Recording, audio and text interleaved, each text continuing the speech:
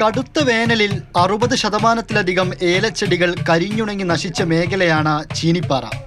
വരൾച്ചയ്ക്കു ശേഷം എത്തിയ കാലവർഷത്തിൽ കൃഷി വീണ്ടും നശിച്ചു. ഇതെല്ലാം മറികടന്ന് ഒരുവിധം കർഷകർ പച്ച പിടിച്ചു വരുമ്പോഴാണ് 2 ആഴ്ച മുൻപ് ഏലത്തോട്ടങ്ങളിൽ പറന്നിറങ്ങിയ 100 കണക്കിന് തത്തകൾ വ്യാപകമായി കൃഷി നശിപ്പിച്ചത്. പടക്കം പൊട്ടിച്ചും ഒച്ചവെച്ചും കൃഷിയിടങ്ങളിൽ കോലമുണ്ടാക്കിയുമൊക്കെ പക്ഷികളെ തുരത്താൻ നോക്കിയെങ്കിലും ആ വഴികളൊക്കെ പരാജയപ്പെട്ടു. അപ്പോഴാണ് പുത്തൻ പരിഹാരത്തിലേക്ക് അവർ കടന്നത്.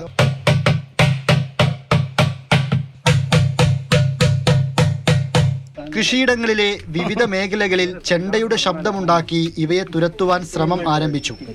1000 രൂപയാണ് വലിയ തോട്ടങ്ങളിൽ ചെണ്ട കൊട്ടാനെത്തിയവരുടെ ദിവസക്കൂലി. രാവിലെ 6:30 മുതൽ വൈകിട്ട് 6:30 വരെ ചെണ്ട കൊട്ടണം. ചെറുകിട കർഷകർ നേരിട്ടാണ് ചെണ്ട കൊട്ടൽ. പൊട്ടി പേടിപ്പിക്കുക. അത് നമ്മൾ നടക്കുന്ന ഒരു ആശ്വാസം. നമ്മൾ നടന്ന് ചെല്ലുന്നത് കാണുമ്പോൾ നമ്മൾ നഗ്നനൃത്തം കൊണ്ട് പെട്ടെന്ന് ഈ ഏലച്ചോട്ടിരിക്കുന്ന പച്ച കളറിലിരിക്കുന്ന തത്വമേ കാണത്തില്ല. അതിന്റെ അനങ്ങാതിരുന്ന് ഏലക്ക കളഞ്ഞുകൊണ്ടിരിക്കുമായിരിക്കും. അപ്പൊ പിന്നെ ഇത് നമ്മൾ ചെല്ലുന്നു എന്ന് അർത്ഥമാക്കാൻ വേണ്ടി നമുക്ക് ഈ പറക്കുന്ന കാണണമെങ്കിൽ ഒച്ച വെച്ചാലേ പറക്കുള്ളൂ, അല്ലെ പറക്കത്തില്ല.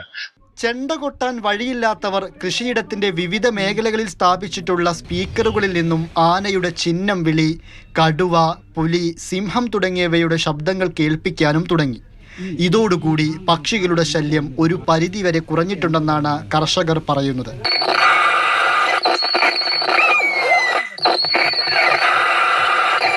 ആ ശബ്ദം കേട്ട് കഴിയുമ്പോൾ കുറെ കിളികൾ പറന്നു പോകുന്നുണ്ട്. ചണ്ടി അടിച്ചു കഴിയുമ്പോൾ വീണ്ടും ഇത് തന്നെ തിരിച്ചു വരുന്നുമുണ്ട്. കാട്ടാനയും കാട്ടുപന്നിയും വാനരശല്യവും മൂലം പൊറുതിമുട്ടിയിരിക്കുന്ന കർഷകർക്കാണ് ഇരുട്ടടിയായി പക്ഷിക്കൂട്ടത്തിന്റെ ആക്രമണവും നേരിടേണ്ടി വന്നത്. കൃഷിവകുപ്പ് അധികൃതരെ വിവരമറിയിച്ചെങ്കിലും ദേശാടനക്കാലം കഴിയുമ്പോൾ പക്ഷികൾ മടങ്ങിക്കൊള്ളുമെന്നായിരുന്നു ഉദ്യോഗസ്ഥരുടെ മറുപടി. ഉദ്യോഗസ്ഥർ കൈയൊഴിഞ്ഞെങ്കിലും ഏതു വിധേനയും വിള സംരക്ഷിക്കാൻ തന്നെയാണ് കർഷകരുടെ തീരുമാനം. മാതൃഭൂമി ന്യൂസ്, ഇടുക്കി. ജെയിനുണ്ട്. ജെയിൻ, ഈ പരീക്ഷണം ഏറെക്കുറെ ക്ലിക്കാണല്ലേ? അപ്പോൾ ഒരുപാട് ആളുകൾ ഈ വഴിയിലാണോ? ഒരു പരിധിവരെ ഇത് ഫലം കാണുന്നുണ്ട്. പക്ഷേ നമ്മൾ ആലോചിക്കേണ്ടത്, ഒരു കർഷകൻ അവൻ്റെ വിള സംരക്ഷിക്കാൻ എന്തൊക്കെ മാർഗങ്ങൾ സ്വീകരിക്കേണ്ടി വരുന്നു, അല്ലെങ്കിൽ എന്തൊക്കെ വെല്ലുവിളികൾ അവൻ നേരിടേണ്ടി വരുന്നു എന്നുള്ളതാണ്. ഇപ്പോൾ നമുക്കറിയാം, മലയോര മേഖലയിൽ വന്യജീവി ശല്യം വളരെ കൂടുതലാണ്. പന്നി, കാട്ടാന, അതോടൊപ്പം തന്നെ കാട്ടുപോത്ത്. അതിനിടയിലാണ് ഈ അല്ലെങ്കിൽ കാലാവസ്ഥയിലുണ്ടായ വ്യതിയാനം മൂലമുണ്ടാകുന്ന പ്രശ്നങ്ങൾ.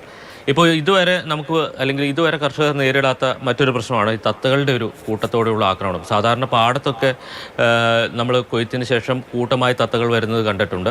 പക്ഷേ ഏലച്ചെടികളെ ഒരു തത്ത ആക്രമിക്കുന്നത് ഒരു പക്ഷേ ഈ വർഷം ആയിരിക്കും ആദ്യമായിട്ട് സംഭവിച്ചിട്ടുണ്ടാകും. അങ്ങനെ ഒരു വെല്ലുവിളി കർഷകരെ സംബന്ധിച്ച് നേരിടുകയാണ്. അവരെ സംബന്ധിച്ച് അവരുടെ അതുവരെയുള്ള അധ്വാനം സംരക്ഷിക്കാൻ എന്താണ് ഫലം കാണുന്നത് അതൊക്കെ സ്വീകരിക്കുക എന്നുള്ളതാണ് കർഷകരുടെ മുന്നിലുള്ള മാർഗം. അതിനവർ പുതിയ പരീക്ഷണം നടത്തുന്നു, പുതിയ മാർഗങ്ങൾ കണ്ടെത്തുന്നു.